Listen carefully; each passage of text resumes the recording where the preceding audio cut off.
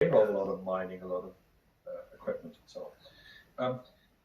It might be that we have to, as it were, throw fission under the bus and move on to fusion before we can win this argument.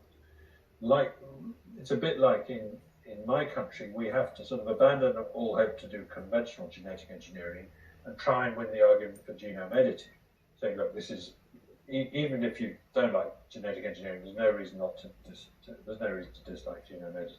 So to some extent, one has to admit that one's lost the battle on certain technologies these days.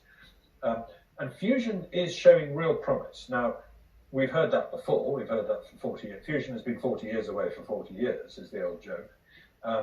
And it may yet be 40 years away. But the development of high-temperature superconductors, and particularly the involvement of the private sector in the fusion industry, is making a spectacular difference. Because instead of a rather leisurely amble towards some kind of goal in 2050, the private sector is saying, actually, we want to build a working fusion reactor this decade, and we think we can now.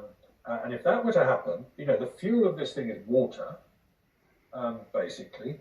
The radioactive output is extremely low and extremely short-lived.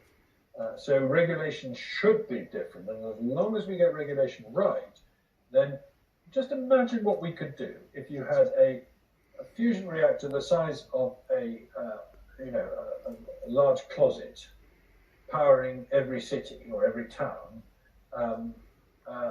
producing as much electricity as you ever want for decades on end, with no fuel having to go into it except a little bit of water every now and then. And the water has to be turned into tritium and all that. You know, there's a process involved, but the footprint is tiny compared with any other technology we have.